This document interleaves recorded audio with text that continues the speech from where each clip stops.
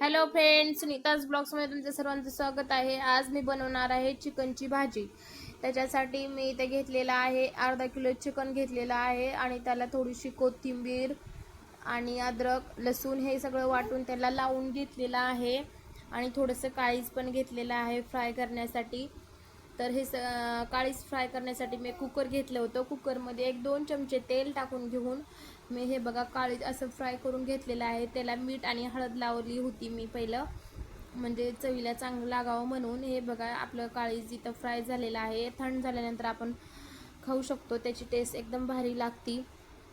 त्यानंतर इथं मी जे लसूण आणि अद्रक हे सगळे पेस्ट लावून घेतलेली होती चिकनला, ते चिकन आता त्या कुकरमध्ये टाकून घेऊन त्याला चांगलं असं तेलात परतून घेऊन मस्त असं परतून घेणार आहे आणि 2 मिनिट असंच त्याला ठेवणार आहे. म्हणजे पाणी लगेच नाही टाकायचं, कारण त्याला जरा तेल सुटतं. मीठ टाकले असल्यामुळं जरा पाणी पण सुटलं जातं, त्याच्यासाठी लगेच पाणी टाकायची काही केली नाही केली तरी चालतं.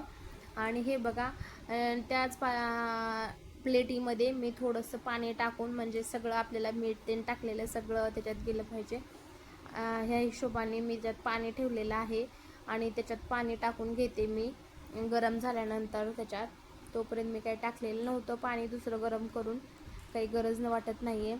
हे बघा पाणी टाकून घेतलं. आपल्याला ज्या हिशोबाने थोडं जास्त किती सपक करायचं आहे, कशी भाजी करायचं आहे, त्या हिशोबाने आपण पाणी टाकून घ्यायचं त्याच्यात. आणि कुकरचं झाकण लावून मी आता 3 शिट्ट्या करून घेणार आहेत. आणि जास्त पण नाही करायचं, कारण जास्त पण केलं तर त्याचं सगळं शिजून पार निघून जातं.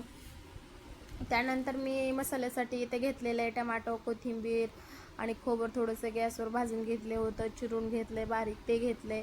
आणि डाळवं, कोथिंबीर ह्याचा सगळा मसाला वाटून घेतलेला आहे. चिकन शिजलेलं आहे 3 शिट्ट्यामध्ये. आता त्याचा मसाला मी एका कढईत टाकून घेतलेला आहे. मसाला वाटून घेऊन बारीक करून तेल टाकले आणि त्याच्यावर मी काळं तिखट, थोडासा कांदा लसूण मसाला, चिकन मसाला आणि थोडीशी पावभाजी मसाला, अशा प्रकारे आपल्याला जे मसाले आवडतात त्या आपल्या आवडीनुसार आपण मसाले टाकून घ्यायचे. आणि त्यानंतर थोडीशी मी हळद पण टाकणार आहे. आणि हे सगळे मसाले टाकल्यानंतर आपण 1-2 मिनिट त्याला चांगलं असं तेलात म्हणजे शिजू देणार आहे, कारण त्याला चांगलं असं तेल सुटतं. तेल सुटल्यानंतर भाजीला चव वेगळी येते. त्याच्यासाठी आता हे सगळे मसाले टाकल्यानंतर त्याला असं मिक्स करून घ्यायचं आणि ते झाकून ठेवायचं. बघा मी झाकून ठेवलं होतं 1-2 मिनटं, तुम्हाला दाखवले मी कसं मसाले टाकून मी झाकून ठेवलं होतं. हे बघा